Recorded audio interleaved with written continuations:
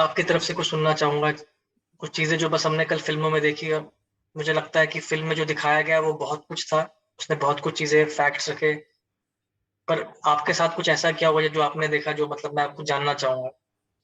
बाप और बेटे को बांध के रखते थे और औरत और लड़कियों को सामने कपड़े शपड़े पाल के रखते थे।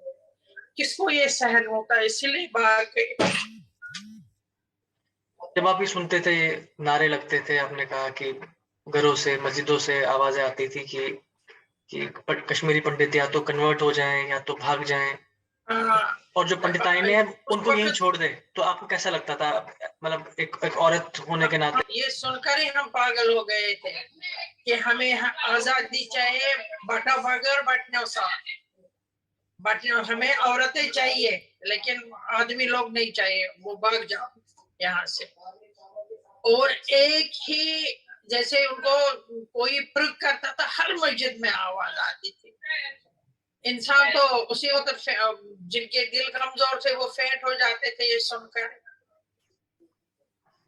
मतलब मैं वही, जैसे आप और बाकी आपने औरतों से बात की होगी, या तो ये जब सुनते थे तो क्या, मतलब उस समय मन में क्या आता था कि अब क्या करेंगे, अगर ऐसा बोला जा रहा है, बार बार ऐसे पूछा बताया जा रहा है, अनाउंसमेंट्स हो रही है। हम यही सोचते थे कि हम कहीं भाग जाए, कहीं छुप कर बैठे। हमने अपनी जो कुंवारी लड़कियां थी, जब हम हमारे सुनने में आया कि हम लड़कियों को और औरतों को अपने पास रखेंगे, हम यही सोचते थे कि हम उनको लेकर हम भाग जाए, हम कहीं छुप जाए।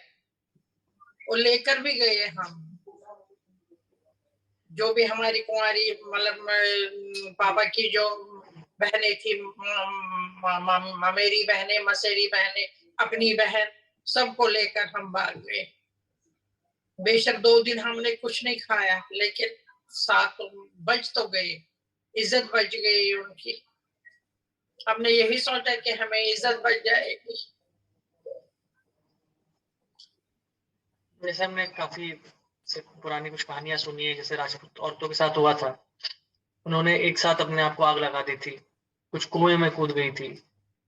तो ऐसा कुछ हुआ कभी कि आपको लगा कि, या आपने कभी किसी से सुना, किसी औरत से, कि भाई अगर ऐसा कुछ हो गया, उन्हें पकड़ लिया तो अपनी जान दे देंगे। हम जान दे देंगे। हमने ये जो हमारे घर में थी औरतें, हम भी घर में 8-10 इकट्ठे थे, हम भी यही सोचते थे अगर कोई भी अंदर आए हमारे घर में, हम यही करेंगे। इकट्ठे औरतें, मिट्टी का तेल, तब तो हम स्टोव ही जलाते थे, वहां पर मिट्टी का तेल हर घर में होता था, लालटेन जलाना पड़ता था बिजली के लिए। हम मिट्टी का तेल डाल के हम अपने आप को जलाएंगे, लेकिन ये चीजें बर्दाश्त नहीं करेंगे। तो ऐसा हुआ कहीं कभी कि किसी ने ऐसे किया कि अपने आप पे, मतलब या तो। हमारे बाद, हमारे निकलने के बाद बहुत सारों ने किया भी। जैसे गांव में, दूर दूर गांव में लड़कियां अकेली थी, उनको ज्यादा शैली के सिवाय कोई सहारा नहीं था, वो वही खेती बाड़ी करते थे, उस वही सहारा था। फिर उनका निकलना मुश्किल हो गया उनको, उन्होंने वहां किया है। सच में यही होता था, जैसे बर्फ गिरता था, हम भी यही गाना गाते थे, शीना का तो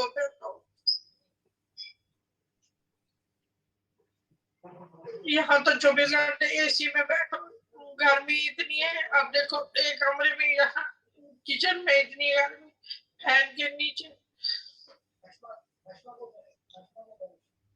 वहां तो परेशानी नहीं होती थी।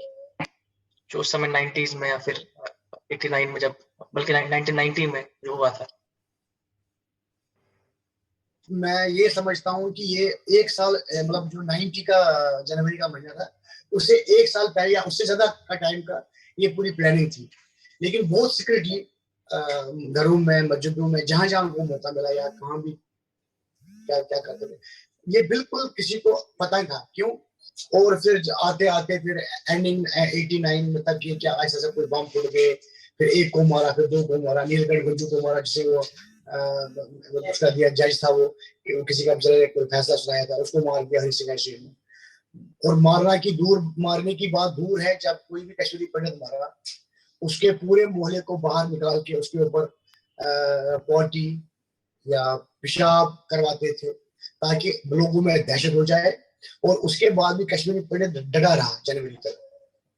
और जनवरी में उनको लगा कि अभी भी ये नहीं जा रहे हैं, तो उन्होंने जो उनका जो उनको करना था उस काम में उन्होंने तेजी लाई, और 19 जनवरी की रात को पूरे कश्मीर में जो भी वहाँ तेल के टीन होते हैं, क्योंकि वहाँ तेल के बड़े बड़े टीन लोग लाते थे, क्योंकि सरकार रास्ता बंद होता था, बड़े बड़े टीन, तो लकड़ियां लाके पूरे छतों पे चढ़ के, छत के टीन है वो दबा के, लाउड स्पीकरों से जहां जहां मस्जिद थी वहां से ऐलान कर दिया कि 24 घंटे में कश्मीर खाली करो, अगर खाली करो, और हमें बनाना है यहाँ पाकिस्तान, बटा उड़स्ती बटनस्तान का मतलब है जो आपकी माएँ बहनें हैं, औरतें हैं, बेटियां हैं, उनको यहाँ छोड़ो, और मर्द लोग 24 घंटे में यहाँ से खाली करो।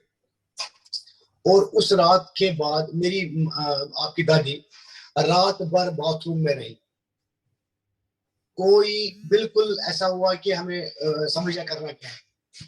और उसी दिन दूसरे दिन जितने भी हमारी घर की औरतें थी या कोई हमारे जान पहचान की, जिसे कहा कि आप इसको भी अपने साथ ले जाए, तो उसी दिन हमने वहां से मतलब जो लेडीज हमारा था उनको हमने निकाल दिया।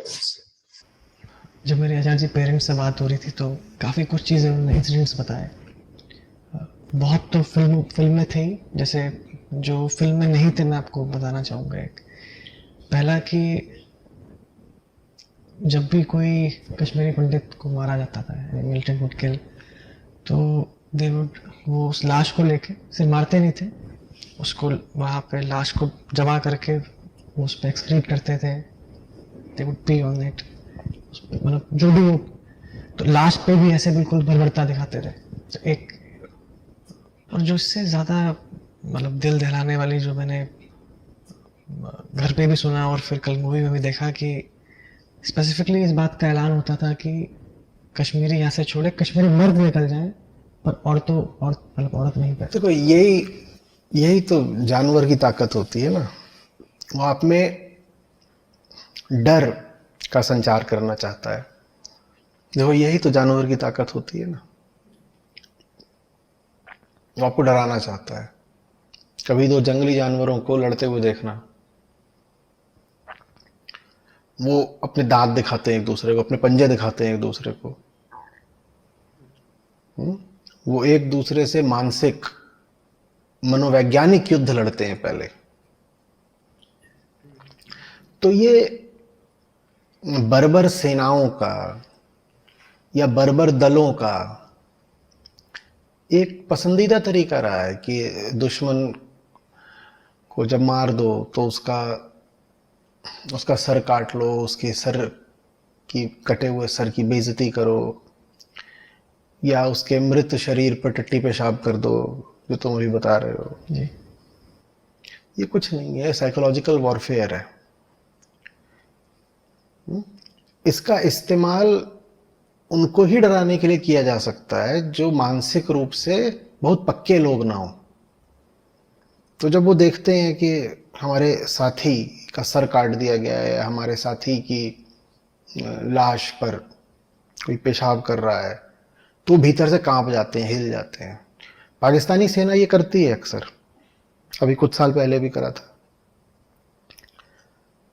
कि एक भारतीय सैनिक का उन्होंने सर काट दिया था। ये करते हैं, वो इसलिए करते हैं क्योंकि उनको पता है कि ऐसा करके वो दहशत फैला पाएंगे।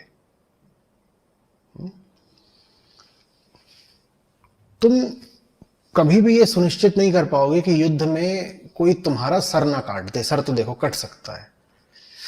तुम कभी भी ये सुनिश्चित नहीं कर सकते कि अगर तुम्हारी लाश गिरी है तो तुम्हारी लाश के साथ कोई दुर्व्यवहार ना करे। दुर्व्यवहार तो कर सकता है, लेकिन एक चीज तुम सुनिश्चित कर सकते हो कि ऐसा अगर कोई करेगा भी तो उसका तुम अपने मन पर असर नहीं पड़ने दोगे, क्योंकि वो ये जो कुछ कर रहा है एक उद्देश्य के साथ कर रहा है, और उसका उद्देश्य है तुमको कपा देना, तुम्हें खौफ में ले आ देना। और खौफ में आना या ना आना ये तुम्हारे हाथ में है, ये चुनाव तुम्हें करना होगा। और ये चुनाव तुम सिर्फ एक ऊंची चेतना और गहरी समझदारी के साथ ही कर सकते हो। अगर तुम्हारे पास ऊंची चेतना नहीं है, तुम्हारे पास गहरी समझदारी नहीं है, तो तुम में या तो बहुत डर बैठ जाएगा ये सब देख करके, कि मेरे साथी की लाश के साथ बर्बरता हो रही है, या फिर तुम्हारे भीतर से इतना आक्रोश उठेगा कि तुम बैल की तरह जाके भिड़ जाओगे और मारे जाओगे। ठीक है, तो ये सारी टुच्ची चीजें होती हैं। और इनका युद्ध में समझ लो आयुध की तरह, अस्त्रों की तरह ही इस्तेमाल होता है, जिसमें एक चीज़ ये भी शामिल है कि दुश्मन की जो स्त्रियां हैं उनको पकड़ लेंगे, उनको गुलाम बना लेंगे या उनका बलात्कार करेंगे। वही जो तुम अभी बोल रहे